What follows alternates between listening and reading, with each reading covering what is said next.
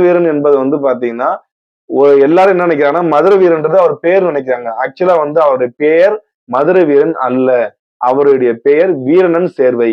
அவரை பத்தின வந்து வரலாற்று குறிப்புகள் திருமல் நாயக்கர் காலத்தை சேர்ந்தவர் அவர்.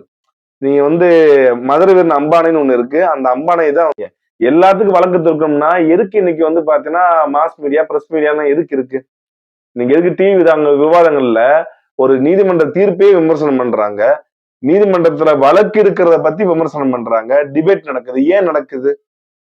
நீ அரசாங்கத்தை நேரடியாக எதிர்க்கிறாய். இசையமைப்பாளர் சமுதாயம் தமிழ்நாட்டை 50 ஆண்டுகளாக கெடுக்கிறார்கள் என்று பேசுகிறாய். பிரிவினை பேசுகிறாய். அரசாங்க அதிகாரிகளை ஃப்ராடு, பொய் சாதி கொடுப்பதாக பேசுகிறாய். நீ வயசுல வந்து அந்த மாதிரிலாம் வந்து நடக்குது அப்படின்றத வந்து நீங்க ஆதாரப்பூர்வமா வந்து எங்களுக்கு ஒரு ஆதாரப்பூர்வமா கொடுத்தீங்கன்னா ஒரு வழக்கறிஞரை வைத்து நீதிமன்றத்தை அணுகுவதற்கு அனைத்து ஏற்பாடுகளும் செய்து தரணும்னு சொல்லி நமக்கு ஒரு வழக்கறிஞரும் அதுக்கு வந்து ஃபண்டிங் பண்றதுக்கு வந்து ஒருத்தர் வந்து ரெடியா இருக்காங்க. உங்களுக்கு அந்த மாதிரி எந்தெந்த பிரச்சனைகள் இருக்கு, இந்த மாதிரி வந்து சர்டிபிகேட் சரியா தரமாட்டாங்க, இதை கேட்ட இதைத்தான் செய்யறாங்க அப்படின்னு சொன்னாங்கன்னா நீங்க தாராளமா வந்து பாத்தீங்கன்னா அணுகலாம். சீக்கிரத்திலே தான் மாநில சுயாட்சியை பத்தி வந்து இன்னைக்கு இல்ல 50 வருஷத்துக்கு முன்னாடியே வந்து தமிழ்நாட்டுடைய முன்னாள் முதலமைச்சர் அறிஞர் அண்ணா வந்து பாத்தீங்கன்னா பேசியிருக்காப்ல மாநில சுயாட்சி அப்படின்னு சொல்லி. ஒவ்வொரு மாநிலத்துக்கு வந்து பாத்தீங்கன்னா மொழி வாரியா தான் பிரிக்கணும். பிரிச்சாங்க. ஏன் பிரிச்சாங்க? சாதி வாரியா பிரிக்கல, மத வாரியா பிரிக்கல, எது வாரி இனவாரியாவும் பிரிக்கல, டிரைபல் வைஸும் பிரிக்கல. எது வாரி பிரிச்சாங்க? மதுரை வீரனை தமிழ் சமூக மக்கள் நிறைய பேர் வழிபாடு செய்கிறார்கள். தெலுங்கு மொழி பேசுபவர்களும் வழிபாடு செய்கிறார்கள். எனக்கு தெரிந்து ராவுஜி என்று அழைக்கப்படும் மராட்டியர்களும் வழிபாடு செய்கிறார்கள். மதுரை வீரன் வழிபாடு செய்யும் தமிழ் குடிகளில் விசாரித்த போது அவர் மதுரை வீரனை கங்க மன்னர் குலத்தை சேர்ந்தவர் என்று சொல்கிறார்கள். அதே போல மதுரை வீரனை வளர்த்தவர் தோல் வேலை செய்யும் ஒரு இனத்தை சேர்ந்தவர் என்கிறார்கள். அது மட்டும் இல்லாம போன காணொலியில வந்து ரொம்ப முக்கியமான கேள்விகள்லாம் வந்து ரொம்ப அதிகமா வந்திருக்கு. மதுரை வீரன் ஒரு டாபிக் வந்து பாத்தீங்கன்னா எப்படியோ வெளியே வந்துருச்சு. அந்த டாபிக் பத்தி நம்ம கண்டிப்பா வந்து பேசியே ஆக வேணும். அனைவருக்கும் வணக்கம். நாம பல காணொலியாக பிற்படுத்தப்பட்ட பட்டியலில் இருக்கக்கூடிய பிறமொழியாளர்கள் பிளஸ் வந்து மிகவும் பிற்படுத்தப்பட்ட ஒரு பட்டியல் வந்தாச்சு. இது போக அங்கங்க விடுபட்டவர்கள் வந்து நம்ம இறுதியா நம்ம பார்த்துருவோம். அடுத்து குற்றப்பங்கை சட்டத்தினால பாதிக்கப்பட்டதுல வந்து அந்த இடஒதுக்கீடான டீநோட்டிஃபைடு ட்ரைப் அப்படின்ற அந்த இதுல வந்து யார் யாரெல்லாம் பிறமொழியாளர் இருக்காங்க, அடுத்து ஷெட்யூல் கேஸ்ட், ஷெட்யூல் ட்ரைப் அப்படின்னு சொல்லி எல்லாத்தையும் நம்ம வந்து பார்த்துடலாம். அதுக்கு முன்னாடி ஒவ்வொரு வாட்டி நம்ம காணொலி போடுறப்ப அந்த பழைய கேள்விகளுக்கு வந்து பதில் கொடுக்குறப்ப அதுல கொஞ்சம் நேரம் அதிகமாகிறதும் புது அந்த காணொலியில வந்து வேற யாரு பெருமொழியா இருக்காங்கன்றது வந்து நம்ம ரொம்ப கம்மியா போடுற மாதிரி இருக்கு. அதனால அது மட்டும் இல்லாம போன காணொலியில வந்து ரொம்ப முக்கியமான கேள்விகள்லாம் வந்து ரொம்ப அதிகமா வந்திருக்கு. மதுரை வீரன் ஒரு டாபிக் வந்து பாத்தீங்கன்னா எப்படியோ வெளியே வந்துருச்சு. அந்த டாபிக் பத்தி நம்ம கண்டிப்பா வந்து பேசியே ஆக வேணும். அதை தனியா ஒரு காணொலி போட்டாலும் இன்றைக்கு ஓரளவுக்கு வந்து பாத்தீங்கன்னா யார் யாரு அந்த மதுரை பத்தி நிறைய விஷயங்கள் சொல்லியிருக்காங்க. அது எல்லாம் என்னன்றத வந்து வரலாற்று ரீதியாக என்ன பதிவு இருக்குன்றத வந்து நம்ம பதிவு பண்ணிடுவோம். நம்ம நேரடியா நேற்று என்னென்ன கேள்வி கேட்டாங்கன்ற விஷயத்துல வந்து நம்ம இன்னைக்கு பதில் சொல்ல ஆரம்பிச்சிருவோம். ஃபர்ஸ்ட் கமெண்டே நம்மளோட விஜயராகவன் தான். தம்பி, உன் வயது என் அனுபவம், நீ அரசாங்கத்தை நேரடியாக எதிர்க்கிறாய். இசையமைப்பாளர் சமுதாயம் தமிழ்நாட்டை 50 ஆண்டுகளாக கெடுக்கிறார்கள் என்று பேசுகிறாய். பிரிவினை பேசுகிறாய். அரசாங்க அதிகாரிகளை ஃப்ராடு, பொய் சாதி கொடுப்பதாக பேசுகிறாய். நீ வயசுல சின்ன பையன், உனக்கு சட்டம் எதை, தேச துரோக பேச்சு என்னன்னு தெரியல. எம்ஜிஆர் ஜெயலலிதா அவர்கள் பிறமொழியாளர், ஆனாலும் மக்கள் கடவுளாக நினைக்கிறார்கள். நீ இன தூய்மைவாதம் பேசுகிறாய். இணை தூய்மைவாதம் பேசுகிறாய். அதாவது ஒருத்தவங்க ஒரு சொந்த நாட்டுல தன்னோட சொந்த மொழியில இந்த மக்கள் இருக்கிறாங்க. இவங்க வந்து பார்த்தா ரொம்ப பழமையான இனம். இவங்க வந்து நாட்டை ஆள வேண்டும், இவர்கள் அனைவரும் ஒற்றுமையா இருக்க வேண்டும் என்பது சொல்வது இன தூய்மைவாதம். இன தூய்மைவாதம் என்றால் நான் அதைத்தான் செய்வேன். நீங்க எங்க வேணா போய் முட்டிக்கோங்க, எந்த சிவத்தை வேணா போய் முட்டிக்கோங்க. இது கண்டிப்பா வந்து பாத்தீங்கன்னா காலத்தின் கட்டாயம் பேச வேண்டியது. அது மட்டும் இல்லாம ஜெயலலிதாவையோ, எம்ஜிஆரையோ, இல்ல கலைஞர் கருணாநிதியவோ யாரையும் வந்து பாத்தீங்கன்னா இது வரைக்கும் வந்து பாத்தீங்கன்னா எதுவும் பேசவில்லை. அவர்கள் என்ன செய்தார்கள், துரோகம் செய்தார்கள், அதை மட்டும்தான் பதிவு பண்ணிருக்கு. அது துரோகமா இல்லையான்றது வந்து முடிவு பண்ண வேண்டியது மக்கள். ஆனா உனா வந்து கோர்ட்ல போயிட்டு நீங்க நீதிமன்றத்தை வழக்கு தொடுங்க, இதை கேன்சல் பண்ணுங்க அப்படின்னு சொல்றீங்க. எல்லாத்துக்கும் வழக்கு தொடுக்கணும்னா எதுக்கு இன்னைக்கு வந்து பாத்தீங்கன்னா மாஸ் மீடியா, பிரஸ் மீடியான்னு எதுக்கு இருக்கு? நீங்க எதுக்கு டிவி விவாதங்கள்ல ஒரு நீதிமன்ற தீர்ப்பையே விமர்சனம் பண்றாங்க, நீதிமன்றத்துல வழக்கு இருக்கிறத பத்தி விமர்சனம் பண்றாங்க, டிபேட் நடக்குது. ஏன் நடக்குது? இந்த ஜனநாயக நாட்டுல கருத்து சுதந்திரம் என்பது எந்த ஒரு இந்திய குடிமகனா இருந்தாலும் கருத்து சுதந்திரம் இருக்குது. ஆனா அது இந்திய இறையாண்மைக்கு எதிராக இருக்கிறதா? அவ்வளவுதான். மாநில சுயாட்சியை பத்தி இன்னைக்கு இல்ல, 50 வருஷத்துக்கு முன்னாடியே தமிழ்நாட்டுடைய முன்னாள் முதலமைச்சர் அறிஞர் அண்ணா பாத்தீங்கன்னா பேசியிருக்காப்ல, மாநில சுயாட்சி அப்படின்னு சொல்லி. ஒவ்வொரு மாநிலத்துக்கு பாத்தீங்கன்னா மொழி வாரியா தான் பிரிக்கணும். பிரிச்சாங்க. ஏன் பிரிச்சாங்க? சாதி வாரியா பிரிக்கல, மத வாரியா பிரிக்கல, எது வாரி இன வாரியாவும் பிரிக்கல, ட்ரைபல் வைஸும் பிரிக்கல. எது வாரி பிரிச்சாங்க? மாநிலத்தை பாத்தீங்கன்னா உங்களுக்கு மொழி வாரியா தான் பிரிச்சிருக்காங்க. அப்ப இருக்கிறப்ப அந்த மொழி பேசக்கூடிய பூர்வகுடி மக்கள் மாநில சுயாட்சியில் ஆட்சி செய்ய வேண்டும், ஆள வேண்டும் சொல்றதுல என்ன தவறு இருக்கிறது? இது உங்களுக்கு உறுத்ததான் செய்யும். இதுக்கு பாத்தீங்கன்னா என் மகன் வன்னியரை கல்யாணம் பண்ணியிருக்கான், அவங்க தேவரை கல்யாணம் பண்ணியிருக்காங்க, வெள்ளாளர் கல்யாணம் பண்ணியிருக்காங்க, என்ன வேணா சொல்லிக்கலாம். அதை மறைக்கிறதுக்காக. ஆனால் ஒரே விஷயம்தான், கருத்து சுதந்திரத்தில் கருத்தை கருத்தாக எதிர்கொள்ளுங்க. இல்ல நாங்க தமிழர் தான், நாங்களும் தமிழர் தான், எங்களை தெலுங்கர் சொல்லாதீங்க, நாங்க ஆதியில் தமிழ் பேசுவோம்னு சொல்லிட்டு உங்களுடைய பரப்புரை தமிழ்நாட்டில் செய்யாம ஆந்திரால போய் சொல்லுங்க. அங்க இருக்க சிஎம் போய் சொல்லுங்க, கர்நாடகாவுக்கு சிஎம் போய் சொல்லுங்க, கேரளாவுக்கு சிஎம் போய் சொல்லுங்க, அவங்கள்ட்ட போய் சொல்லுங்க. நம்மளாம் திராவிடரு, நம்மளாம் தமிழர்ல இருந்து உருவானோம், தமிழர் நாகரிகம் தான் உலகத்துல பழமையான நாகரிகம். இருக்கிற நாகரிகத்தையே மண்ணை போட்டு மூடிக்கிட்டு இருக்கீங்க. அரசாங்கத்துல அதிகாரிகளை உட்காந்துக்கிட்டோம், மேல பாத்தீங்கன்னா ஆட்சி அதிகாரத்துல உட்காந்துக்கிட்டோம். அதை கேள்வி கூடாதுன்னா எப்படி? ஒரு தமிழ்நாடு அரசு பேருந்து சொல்ற எழுதுறதுக்கு இங்க எதுக்கு என்ன வலிக்குது? ஒரே கேள்விதான். அதுல உங்களுக்கு என்ன வலிக்குது? எந்த இடத்துல வலி ஏற்படுது? எந்த இடத்துல அரசாங்கம் புண்படுது? எந்த இடத்துல தமிழக மக்கள் பாத்தீங்கன்னா அது புண்படுது மனசு? தமிழ்நாடு அரசு பேருந்து அப்படின்னு எழுதுறத அங்கு ஏறி செல்கின்ற எந்த தமிழ் மொழி பேசுகிறவர்களோ இல்ல பிறமொழி பேசுகிற மக்களுக்கு உறுத்துது. அது தமிழ்நாடுல எழுதாதீங்க அப்படின்னு சொல்லி யார் சொன்னது? உங்களுக்கு யார் சர்க்குலர் கொடுத்தது? ஏன் இந்த மாதிரி பண்ணீங்க? இதுக்கு முன்னாடி இருந்ததான் இப்படி செஞ்சீங்க. காலங்காலமா அரசு பேருந்து இருந்து போயிருக்கலாம், ஏன் இப்ப எடுக்கிறாங்க? அப்ப தமிழ்நாடுன்ற பேரு ஒரு அரசு பேருந்தோட இருக்க கூட நினைக்கிறதப்ப, தமிழ்நாட்டை தமிழன் ஆள வேண்டும், தமிழ் மொழி பார்த்தா வெளியே வர வேண்டும் நினைக்கிறதுல நாங்க பேசுறது என்ன தவறா தெரியுது உங்களுக்கு? உறுத்தி கொண்டே இருக்கும், செவத்தில் போய் முட்டவும். மதுரை வீரன் பற்றி தனி ஒரு காணொளி நீங்கள் நிச்சயமாக வெளியிட வேண்டும். மதுரை வீரன் அம்பானை என்பது மதுரை வீரன் பற்றிய பழமையான குறிப்பாக தெரிகிறது. நீங்கள் சொல்வது போல மதுரை வீரனை தமிழ் சமூக மக்கள் நிறைய பேர் வழிபாடு செய்கிறார்கள். தெலுங்கு மொழி பேசுபவர்களும் வழிபாடு செய்கிறார்கள். எனக்கு தெரிந்து ராவுஜி என்று அழைக்கப்படும் மராட்டியர்களும் வழிபாடு செய்கிறார்கள். மதுரை வீரன் வழிபாடு செய்யும் தமிழ் குடிகளின் விசாரித்த போது அவர் மதுரை வீரனை கங்க மன்னர் குலத்தை சேர்ந்தவர் என்று சொல்கிறார்கள். அதே போல மதுரை வீரனை வளர்த்தவர் தோல் வேலை செய்யும் ஒரு இனத்தை சேர்ந்தவர் என்கிறார்கள். மதுரை வீரனை அருந்ததி சமூகத்தினர் தங்கள் சமூகத்து சாமி என்கிறார்கள்.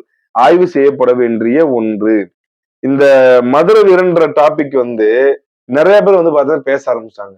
நேற்று நம்ம ஒரு வார்த்தை தான் சொன்னேன். மதுரை வீரன்றது இந்த ஜோகி மக்கள் கும்பிடுறாங்க. மதுரை வீரன் பாத்தீங்கன்னா இந்த தெலுங்கர் மக்கள் நிறைய பேர் கும்பிடுறாங்க, அதை ஜோகியும் கும்பிடுறாங்க அப்படின்னு சொல்லி நம்ம அந்த ஜோகிகளை பத்தி பாக்குற அந்த காணொலியில பேசியிருந்தேன். அதுல இருந்து மதுரை வீரனை பத்தி நிறைய அடிபடுது. இன்னொரு பையன் பாத்தீங்கன்னா பேரு கோகுல். அவர் என்ன சொல்றாருன்னா, ப்ரோ நான் வன்னியர் சமூகம், எங்கள் குலதெய்வம் அம்மனுக்கு காவல் தெய்வம் நொண்டி வீரன் என்கிற மதுரை வீரன், இது வரலாறு எப்படி? நொண்டி வீரன் என்கிற மதுரை வீரன் வரலாறு எப்படி அப்படின்னு சொல்லி அவரு பாத்தீங்கன்னா கேட்டிருக்காப்புல. இந்த மாதிரி மதுரை வீரனை பத்தி பேசுங்க அப்படின்னு சொல்லி. ஆக்சுவலா மதுரை வீரன் பாத்தீங்கன்னா நம்ம நிச்சயமா தனியா அவர் யாரு என்ன எல்லாத்தையும் பாத்தீங்கன்னா நம்ம கண்டிப்பா ஒரு காணொலி, மிகப்பெரிய காணொலியை பதிவு செய்வோம். ஏன்னா மதுரை வீரன் என்பது பாத்தீங்கன்னா எல்லாரும் என்ன நினைக்கிறாங்கன்னா, மதுரை வீரன்றது அவர் பேர் நினைக்கிறாங்க. ஆக்சுவலா அவருடைய பெயர் மதுரை வீரன் அல்ல, அவருடைய பெயர் வீரனன் சேர்வை. அவரை பத்தின வரலாற்று குறிப்புகள், திருமல் நாயக்கர் காலத்தை சேர்ந்தவர் அவர். நீங்க மதுரை வீரன் அம்பானைன்னு ஒண்ணு இருக்கு. அந்த அம்பானை தான் இருக்கிறதுலயே மதுரை வீரனை பத்தினா பழைய, அதாவது ரொம்ப ரொம்ப பழைய டாக்குமெண்ட்ஸ்லாம் அதுதான். அவர் சேரச்சோழ பாண்டியர் காலத்திலேயோ கங்க மன்னர் காலத்திலேயோ வாழ்ந்த ஒரு ஆள் கிடையாது. அவர் பாத்தீங்கன்னா மனிதனாக பிறந்தவர் தான். ஆனா அதுல புராண கதைகள் எல்லாத்தையும் மிக்ஸ் பண்ணி பாத்தீங்கன்னா இந்த மதுரை வீரன் அம்பானைன்னு சொல்லியிருக்காங்க. பட் ஆனா மதுரை வீரன்றது பாத்தீங்கன்னா எதற்காக மதுரைக்கு வராப்புல? வீரனன் சேர்வைன்றவர் மதுரைக்கு எதற்காக வந்தார் அப்படின்றத வந்து போய் முதல்ல தேடி பாருங்க. அவர் வந்து எதுக்காக மதுரையில வந்து திருமல் நாயக்கர் வந்து ஆட்சி செஞ்சுக்கிட்டு இருக்காப்ல. திருமல் நாயக்கர் ஆட்சி செய்யறப்ப எதுக்கு வந்து பாத்தீங்கன்னா வந்து வீரன் சேர்வை வந்து அங்கிருந்து வராரு. அதாவது அவர் வந்து திருச்சி அந்த சைடுல இருந்தா வந்து வராப்புல. எதுக்காண்டி வராருன்னு சொல்லி வந்து போய் பாருங்க. யார அடக்குறதுக்காக வராருன்னு பாருங்க. யார ஒழிக்கிறதுக்காண்டி வராருன்னு பாருங்க. யார் அவரை எதிர்த்து சண்டை போறாங்கன்னு முதல்ல பாருங்க. அவருடைய பிறப்பு என்ன சொல்லுதுன்னா வந்து காசி மன்னரின் மகன் அப்படின்னு சொல்றாங்க. காசி வந்து தமிழ்நாட்டுல எங்க இருக்கு? காசின்னா வந்து வடகிழக்கு காசி. அந்த காசி மன்னருக்கு மகனா பிறந்தவர். காட்டுல வந்து பார்த்தா விட்டுட்டாங்க. அந்த காட்டுல தொலைஞ்சு போனவர் வந்து பாத்தீங்கன்னா, ஒரு சக்கிலியர் பெண் வந்து பாத்தீங்கன்னா எடுத்து வளர்த்தார்கள் அப்படின்னு சொல்லிதான் வரலாறே இருக்கு. அவர் வந்து சக்கிலியர் குலத்தில் பிறந்தவர் அப்படின்னு சொல்லி வந்து எந்த இடத்துலயுமே குறிப்புகள் கிடையாது. அந்த பெண்மணி வந்து பாத்தீங்கன்னா எடுத்து வளர்த்தாங்க அவரை. வளர்த்ததுக்கு அப்புறம் தான் வந்து சின்ன வயசுல இருந்தே வந்து பாத்தீங்கன்னா வளர்ந்து வர்றப்ப இந்த போர்கள் எல்லாம் கத்துக்கிறாப்புல. நான் ஏற்கனவே சொல்லியிருக்கேன், சேர்வை என்பது வந்து பாத்தீங்கன்னா 100 பேர் கொண்ட படையின் தலைவரை தான் அந்த படைச்சேவத்தை குறிக்கிறது தான் வந்து இந்த சேர்வைன்ற அந்த பேர் வரும். நல்லா கவனிச்சு பாருங்களேன். நீங்க வந்து நாயக்கர் காலத்துக்கு முன்னாடி வரைக்கும் வந்து பாத்தீங்கன்னா இந்த சேர்வை, இந்த சேர்வைக்காரன்ற பேரே வந்து எங்கேயும் அடிபடாது. நாயக்கர் காலத்துக்கு பின்பாக தான், அதாவது நாயக்கர் காலம் அந்த மூவேந்தர் ஆட்சி காலம் முடியும் காலத்துல தான் இந்த படைநிலை வந்து பாத்தீங்கன்னா உருவாகுது. இவர்கள் வந்து என்ன பண்றாங்கன்னா வந்து அந்த பாளையலாங்க பிரிக்கப்பட்டப்பையும் சரி, சொந்த ஊர்ல வந்து பாத்தீங்கன்னா அவங்களுக்குன்னு தனியா ஒரு படைநிலையை உருவாக்கி தன்னரசாக வாழ்ந்த தமிழ் மக்களும் வந்து பாத்தீங்கன்னா இந்த படைநிலையை வந்து உருவாக்கிக்கிட்டாங்க. அந்த மாதிரி ஒரு படைநிலையில் இருந்த ஒரு தலைவர் தான் வந்து வீரனன் அப்படின்னு ஒருத்தவர். அவருடைய பட்டம் தான் வந்து இந்த சேர்வைன்ற பட்டம். அவர் தான் வந்து மதுரைக்கு வர்றாப்புல திருமல் நாயக்கர் தன்னால வந்து இந்த மதுரையில் இருக்கிற ஒரு குறிப்பிட்ட மக்களை கண்ட்ரோல் பண்ண முடியல, அதனால நீங்க வாங்க அப்படின்னு சொல்லி வந்து ரெக்வெஸ்ட் பண்ணி அவரை வர சொல்லி மதுரைக்கு வர்றாப்புல. அதுக்கப்புறம் திருமல் நாயக்கர்னாலேயே அவர் மாறுகால் வாங்கப்படுறாப்புல. இதெல்லாம் நடக்குது. இதுல நிறைய வந்து புனைவுகளும் பழைய புராண கதைகளும் வந்து பாத்தீங்கன்னா அதுல கூறப்பட்டிருக்கும். பட் ஆனா வந்து நம்ம அதுல வந்து ஆய்வுக்குரிய பகுதியாக எடுத்துக்கொண்டு அதுல என்ன வந்து பாத்தீங்கன்னா உண்மைத்தன்மை இருக்குன்றத வந்து நிச்சயமாக ஒரு 4 நாட்களுக்குள்ள வந்து அதை பத்தி காணொலி போறேன். 2வது, மதுரை வீரன் என்பது வந்து பாத்தீங்கன்னா இன்னைக்கு தமிழ்நாட்டுல பெரும்பாலான மக்கள் வந்து தெலுங்கு பேசும் மக்கள் தான் வந்து அதை தங்களுடைய குலதெய்வமா வந்து கொண்டாடுறாங்க. அது மட்டும் இல்லாம தமிழ் சமூகங்களும் அதை கொண்டாடுறாங்க. ஈவன் முக்குளத்தூர்ல கூட வந்து மதுரை வீரனை வந்து பாத்தீங்கன்னா கடவுளை வந்து கொண்டாடுறாங்க. இப்ப அந்த வன்னியரும் வந்து பாத்தீங்கன்னா சொல்லியிருக்காப்புல, எங்களோட குலதெய்வம் கூட வந்து பாத்தீங்கன்னா காவல் தெய்வமா இருக்கக்கூடிய வந்து மதுரை வீரன் தான் அப்படின்ட்டு. ஆக்சுவலா நல்லா புரிஞ்சுக்கோங்க. திருமல் நாயக்கர் காலம் என்பது வந்து பாத்தீங்கன்னா 16ஆம் நூற்றாண்டு, 17ஆம் நூற்றாண்டு அந்த காலகட்டத்துல அவர் வாழ்ந்தவர். ஒரு 300 வருடத்துக்கு முன்னாடி, இந்த 300 வருடத்துக்கு முன்னாடி நடந்த விஷயம் தான் இது எல்லாமே. மதுரை வீரன் ஒரு ஆள் இருந்தது. அதுக்கு முன்னாடி வந்து குலதெய்வம்ன்றது என்னன்னா, தங்களுடைய குலத்தில் பிறந்து ஒரு நல்ல நிலையில் அடைந்து அவர் இறந்து போனவர்களை வந்து வழிபடுவதுதான் இந்த குலதெய்வம் மரபு. குலதெய்வம் இல்லாதவர்கள் மேக்சிமம் பாத்தீங்கன்னா நம்ம திருச்சியில இருந்து ராமேஸ்வரம் வரைக்கும் வந்து பாத்தீங்கன்னா 18ஆம் படி கருப்பரை வந்து கும்பிடுவாங்க. எல்லாருமே கருப்பசாமி வந்து கும்பிடுவாங்க. குலதெய்வம் இல்லாத புறம் வந்து பாத்தீங்கன்னா அந்த கிழக்கின் முகத்தை பார்த்து உள்ள 18ஆம் படி கருப்பரை தான் வந்து வழிபடுவாங்க. அதே மாதிரி வந்து பாத்தீங்கன்னா வீரன் சொல்லி பேர்ல வந்து பாத்தீங்கன்னா நார்த்ல வந்து வழிபடுவாங்க. வீரன்றது வந்து ஒரு ஆளை குறிக்காது. அது நல்லா புரிஞ்சுக்கணும். தங்களுடைய முன்னோர்ல வந்து யாராவது ஒரு ஆள் வந்து நல்ல ஒரு ஆஹ் பிறந்து நல்ல ஒரு நிலையில அடைஞ்சு இறந்து போயிருப்பாங்க. சில பேர் வந்து பாத்தீங்கன்னா பிறந்து கொஞ்ச நாளே இறந்து போயிருப்பாங்க. அதனால அவங்களையும் கும்புற வழக்கம் வந்து பார்த்தா நிறைய இருக்கு. ஊடால நாயக்கர் காலத்துல தான் வந்து இந்த குலதெய்வ வழிபாடு வந்து பார்த்தா பல குழப்ப முறைக்கு வந்து பார்த்தீங்கன்னா ஏற்பட்டுச்சு. அதனோட வெளிப்பாடு தான் மதுரை வீரனை வந்து எல்லாருமே கும்புறது.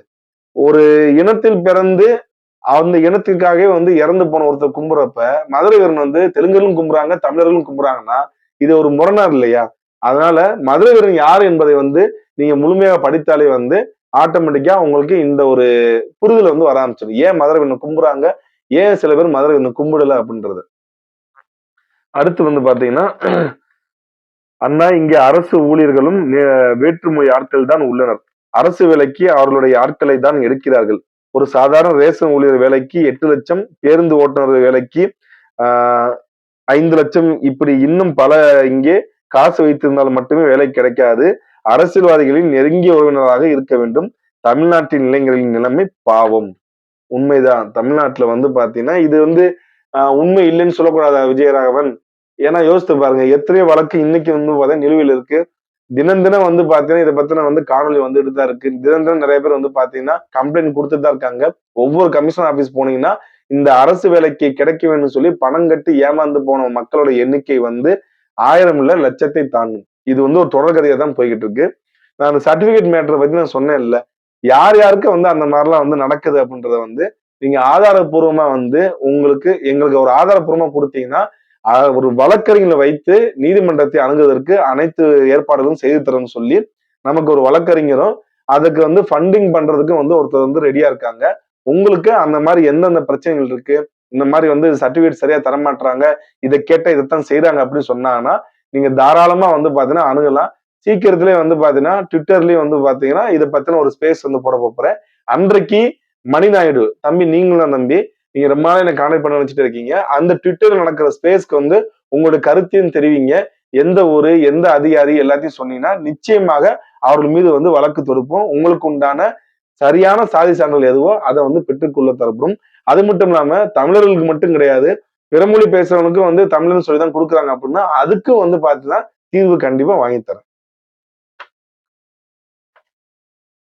அடுத்து வந்து பாத்தீங்கன்னா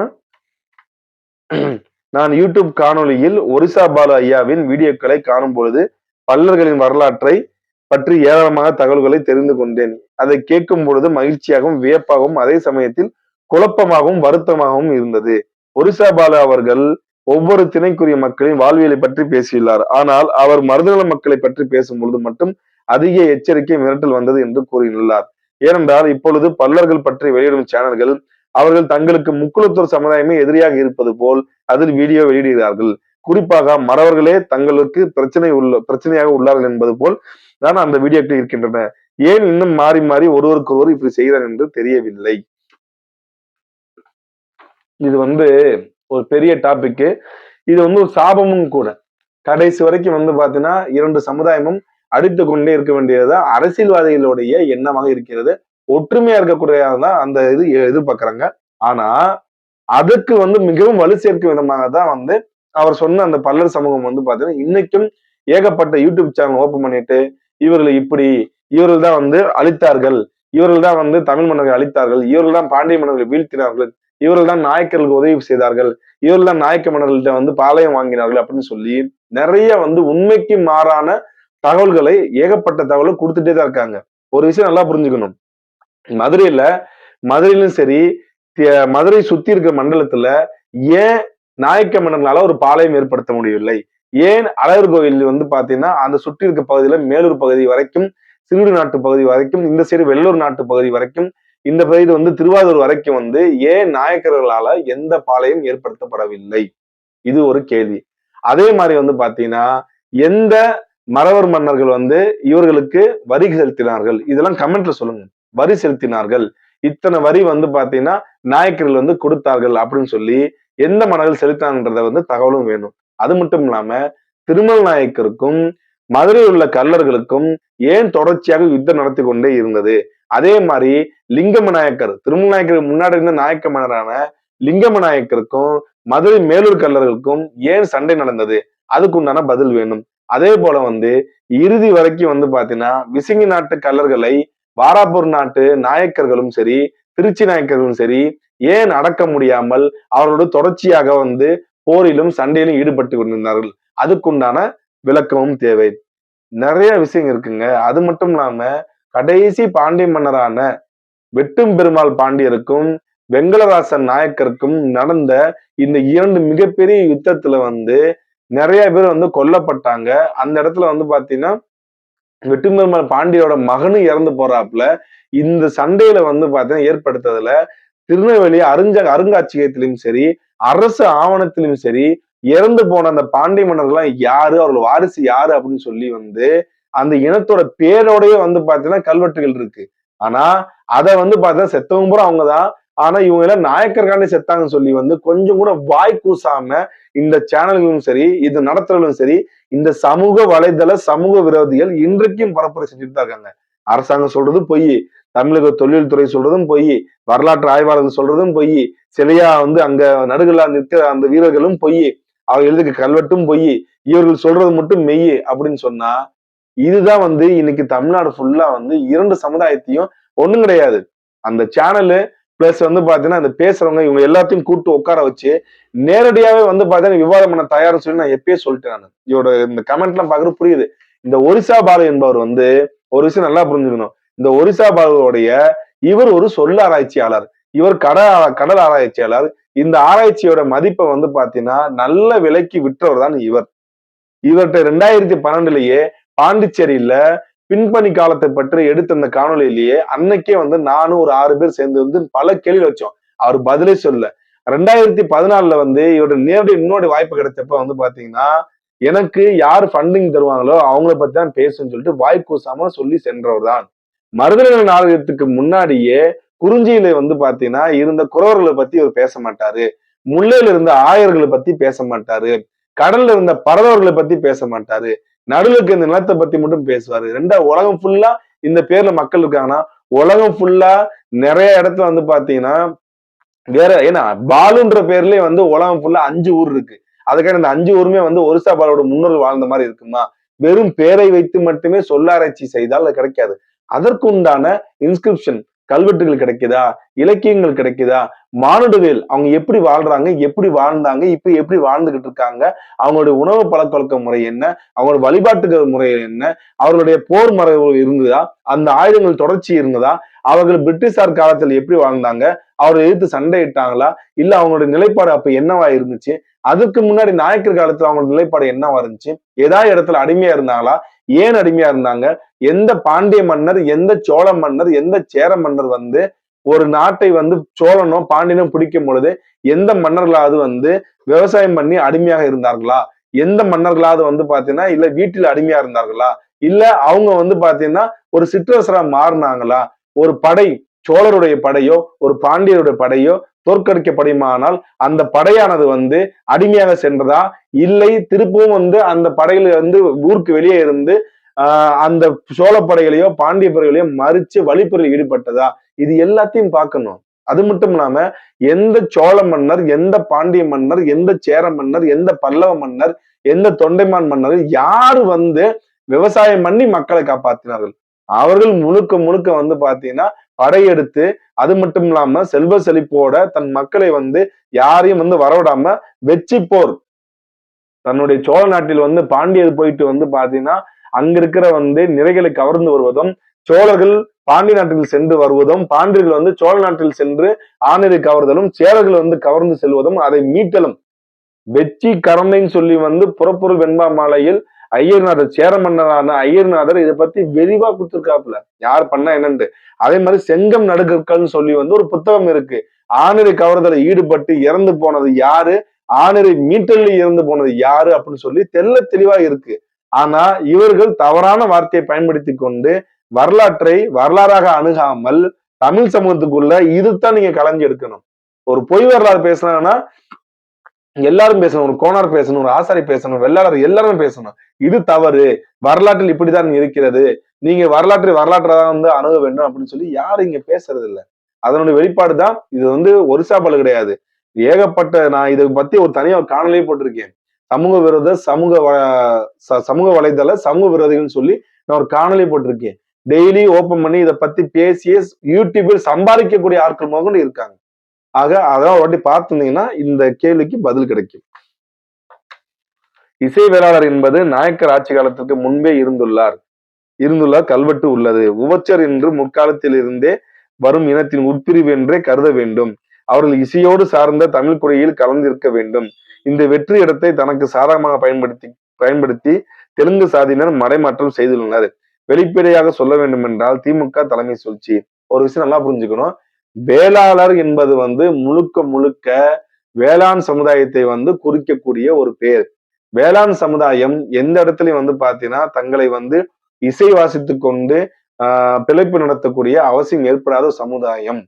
கம்பரே வந்து என்ன சொல்றாருன்னா அரசனை பார்த்து சோழ மன்னரை பார்த்து நீ வந்து கத்தி எடுத்து சண்டை போட்டு நீ வந்து பெரிய ஆள் கிடையாது, நாங்க வந்து பாத்தீங்கன்னா கதிர் அருவாளை வைத்து கொண்டு வந்து பாத்தீங்கன்னா இந்த கலனியில் இருக்கின்ற வேளாளர்கள் நாங்கள் தான் உயர்ந்தவர்னு சொல்லி வந்து பாடியிருக்காப்ல. யோசித்து பாருங்க, ஒரு மன்னர் காலத்துல சோழ மன்னர் காலத்திலேயே உன்னை விட நான் உயர்ந்தவன் அப்படின்னு சொல்லி வந்து பாத்தீங்கன்னா பாட்டு பாடுற அளவுக்கு வந்து இருந்துச்சுன்னா அப்ப அவங்களோட வாழ்வியல் எப்படி இருக்கும்? அவங்க வந்து பாத்தீங்கன்னா இசையை அடித்து பிழைப்பு நடத்த வேண்டிய அவசியம் என்ன? அப்படி எதுவும் கிடையாது. வேளாளர் அந்த இசை வேளாளர் என்ற பேர் வந்து பார்த்தீங்கன்னா, பின்னாடி அடாப்ட் பண்ணிக்கிட்டாங்க அவங்க. பட் ஆனா வந்து அதுக்கு முன்னாடி கல்வெட்டு அப்படின்லாம் வந்து எதுவுமே கிடையாது. அதுதான் உண்மையும் கூட. இசை வேளாளர்களை பத்தி கண்டிப்பா வந்து காணொளி வரும். அடுத்து, ஓங்கோல் கும்பலின் தெலுங்கு இனவெறி ஆட்டத்திற்கு அழிவில்லாமல் போய் விட்டது. அப்படின்னு சொல்லி நம்ம பெரும்பள்ளி வந்து குறிப்பிட்டிருக்காப்புல. ஒரு விஷயம் நல்லா புரிஞ்சுக்கணும். இது வந்து அந்த குடும்பம் மட்டும் பண்ணுது, அந்த சமுதாயம் மட்டும் பண்ணது கிடையாது. இங்க நமக்குள்ள ஒற்றுமை இருக்கா? அதுக்கு ஒரு பதில் வேணும். இங்க நமக்குள்ள ஒற்றுமை இருக்கா? நம்ம அடிச்சுக்கிறாம இருக்கோமா? நம்ம எவ்வளவு தூரம் வந்து பாத்தீங்கன்னா, அன்னோனியமா வந்து மற்ற சமூகம் கூட வாழ்றோம்.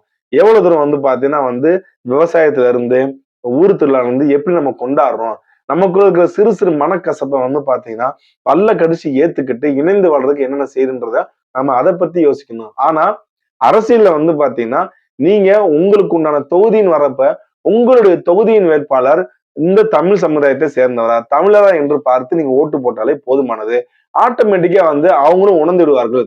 அப்படி அவங்க பிறமொழியாளராக இருந்தாலும், இங்கே தமிழ்நாட்டில் தமிழருக்கான அரசியல் செய்தால் மட்டும்தான் நம்ம பிழைக்க முடியுன்ற ஒரு காலகட்டம் வரும்போது, அங்க உங்களோட தொகுதியில வந்து பிறமொழி பேசுறவரா இருந்தாலும் வந்து பாத்தீங்கன்னா, ஒரு முடிவு தமிழருக்கு எதிரான முடிவு எடுக்கிறப்ப வந்து கண்டிப்பா யோசிப்பாப்ல. ஆக நமக்குள்ள ஒரு ஒற்றுமை ஏற்படுத்த வேண்டும். நம்மளோட வரலாறை வரலாறாக அணுக வேண்டும். மனக்கசப்புடன் வாழ்ந்து கொண்டு சகிப்புத்தன்மையோட வாழ்வதற்கு என்ன வழிவகை உள்ளதோ அதை வந்து கற்றுக்கொள்ள வேண்டியதுதான் என்னுடைய கருத்து. அதே போல வந்து இன்னொரு முக்கியமான ஒரு கமெண்ட் ஒண்ணு இருந்துச்சு.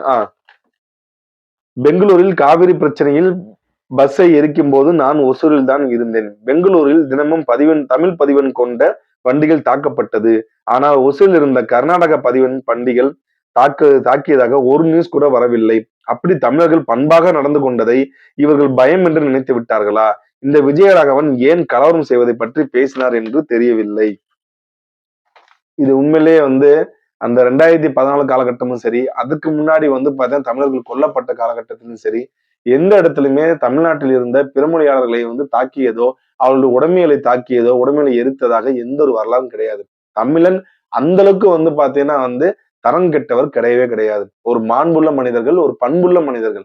அப்படியே யாரா அடிக்க வந்தா கூட வந்து அந்த இடத்துல ஒரு 10 பேர் அரணா நின்று அங்க ஒரு கிறுக்கம் பண்றத வந்து இங்க செய்யாதீங்கன்னு சொல்லி தடுப்பானே தவிர, அவர்களோடு சேர்ந்து அடிப்பதோ, பெண்களை கற்பழிப்பதோ இந்த வேலையெல்லாம் வந்து இங்க இருக்க மானத்தமிழர்கள் யாரும் செய்ய மாட்டாங்க. நானும் வந்து அந்த நேரத்துல வந்து பாத்தீங்கன்னா, அந்த ஊர்ல இல்லாட்டினாலும் தமிழ்நாட்டுக்குள்ள இருக்கிறப்ப எந்த இடத்துலயும் வந்து ஒரு சின்ன கிளர்ச்சி கூட ஏற்படல. யாரும் வந்து பாத்தீங்கன்னா வந்து போய் கல்லோட்டி எறியுது அந்த எந்த வேலையும் செய்யல. 2வது காவல்துறை அதை விட வந்து பார்த்தா ரொம்ப கவனமா இருந்துச்சு. யாரும் எதுவும் செய்யக்கூடாது அப்படின்றதுல. ஆனா காவல்துறை தடுக்கிறதும் கிடையாது. செய்ய நினைச்சா ஒட்டுமொத்த காவல்துறையும் வந்து தள்ளி விட்டு கலவரம் அடிக்கிறதுக்கு ரொம்ப நேரம் ஆகாது. ஆனா மக்கள் மாண்புள்ளவர்களாகவும் பண்புள்ளவர்களாகவும் இருக்கிறதுனால அந்த விஷயம் வந்து பார்த்தா தமிழ்நாட்டில் முழுமையாக தடுக்கப்பட்டது. இனிமேலும் வந்து கர்நாடகால வந்து அது நடக்காதுன்ற நம்பிக்கை எனக்கு இருக்கு. ஏன்னா அங்க இருக்கிற கன்னட மக்களும் வந்து பாத்தீங்கன்னா இதை உணர்ந்து விட்டார்கள். அரசியலுக்காக நம்ம செல்ல வேணாம்னு உணர்ந்து விட்டார்கள். சும்மா வந்து சில சினிமாக்காரர்களும் சில அரசியல்வாதிகள் தான் தூண்டி வருது. மற்றபடி மக்கள் வந்து தெளிவா தான் இருக்காங்க. அதே போல தமிழ்நாட்டிலையும் மக்கள் தெளிவா தான் உள்ளார்கள். இனியும் வந்து பாத்தீங்கன்னா வன்முறை தீர்வாகாதுன்றது வந்து எல்லாருக்குமே தெரியும். நம்ம அடுத்த காணொளியில இந்த பிறமொழி பேசுறவங்களை பத்தி நம்ம ஒரு சமுதாயத்தையோ, இல்ல மதுரை வீரனை பத்தியோ, இல்ல வேற ஏதாவது டாபிக் பத்தியோ கண்டிப்பா நம்ம சந்திப்போம். நன்றி, வணக்கம்.